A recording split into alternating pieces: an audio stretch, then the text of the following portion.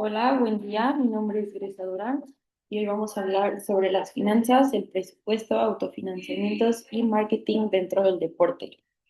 Muy bien, dentro de nuestro contenido vamos a hablar sobre las finanzas, los retornos de inversión, estrategias financieras, ratios financieros, unidad económico-administrativa, presupuestos y autofinanciamiento, junto con un foco de marketing.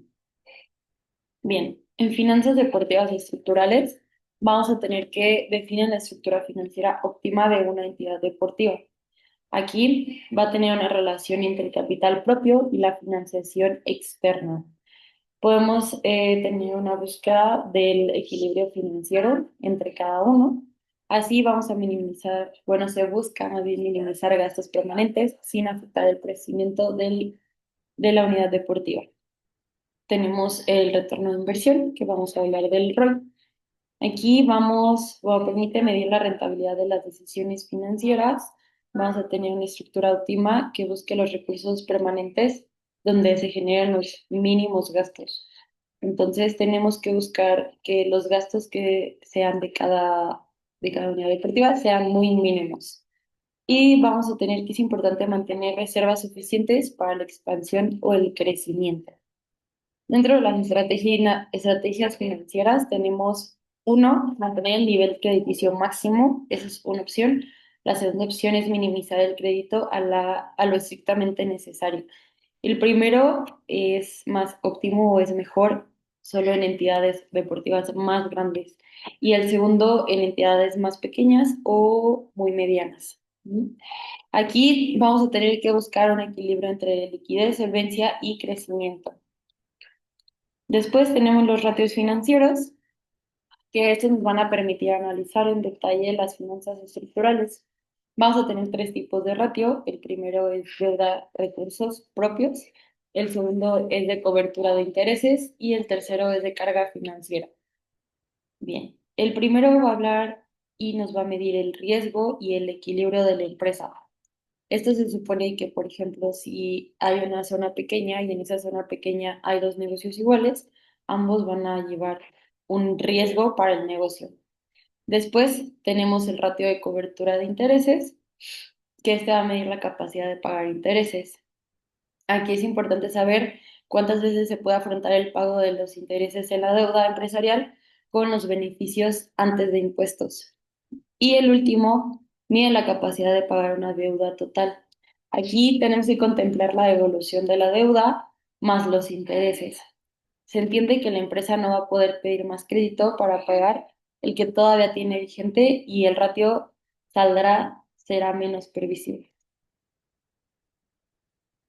Luego tenemos unidad económica administrativa. Esta va a ser responsable del control presupuestario y la redacción del presupuesto. Hablando del presupuesto, vamos a tener que hacer una expresión contable para un periodo de tiempo, generalmente un año, del plan económico, de la hacienda pública o de la fundación pública de servicios.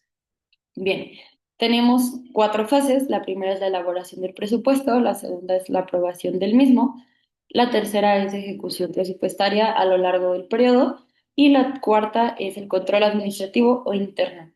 Aquí la ley que nos rige es la ley 3988 del 28 de diciembre. Tenemos como importante su formación, su aprobación inicial, la publicación y exposición al público y la aprobación definitiva. Bien, aquí en las bases de ejecución y el control vamos a tener que se adoptan disposiciones legales a la identidad, aseguran control eficiente del gasto y un servicio deportivo bien gestionado, optimiza recursos y mantiene equilibrio entre el coste, calidad y servicio.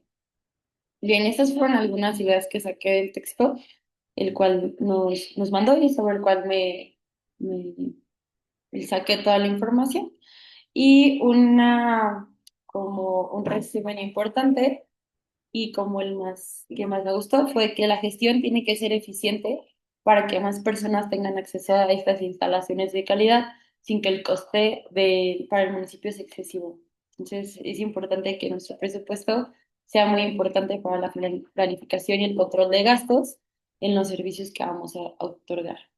Después tenemos la parte de administración y el autofinanciamiento.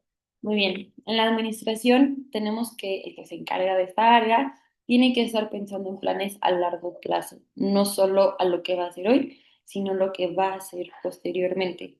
También tenemos que tener decisiones de inversión y financiamiento.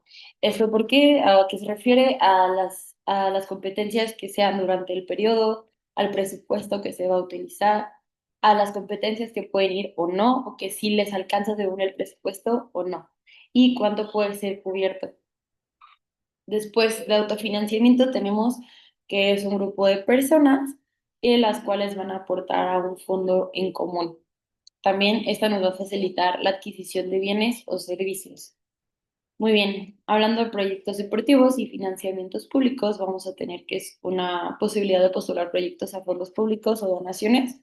Y pues aquí puse un poquito de cómo se hace, quiénes pueden pedirlo, las organizaciones deportivas, corporaciones de alto rendimiento y corporaciones municipales de deportes. ¿Cómo se postula? Te puedes postular los segundos semestres de cada año, llama un concurso público IND. Las categorías que entran, tenemos en formación para el deporte, deporte recreativo, deporte de competición, de alto rendimiento, desarrollo de organizaciones deportivas, infraestructura deportiva y ciencia del deporte. Tenemos, o bueno, podemos presentar máximo 20 proyectos por cada, por cada proyecto, bueno, por cada, ¿cómo se llama? Por cada unidad deportiva. Después, hablando de nuestro marketing deportivo, esto más que nada es la imagen que nosotros podemos otorgar a la gente para llamar su atención y todo esto va a depender de nuestros recursos que tengamos a la mano. Como partes importantes tenemos la comunidad, la imagen y el posicionamiento y el financiamiento, ¿va? Al hablar de la comunidad, tenemos que estar en una comunicación constante, interacción con los seguidores o con los que lleguen a ver nuestra página. Así podemos humanizar la marca, no solo a lo mejor términos muy científicos o así, sino un poquito más humanizado. Tenemos que, bueno, podemos narrar cómo fue una competencia, cómo fueron los resultados que se esperaron.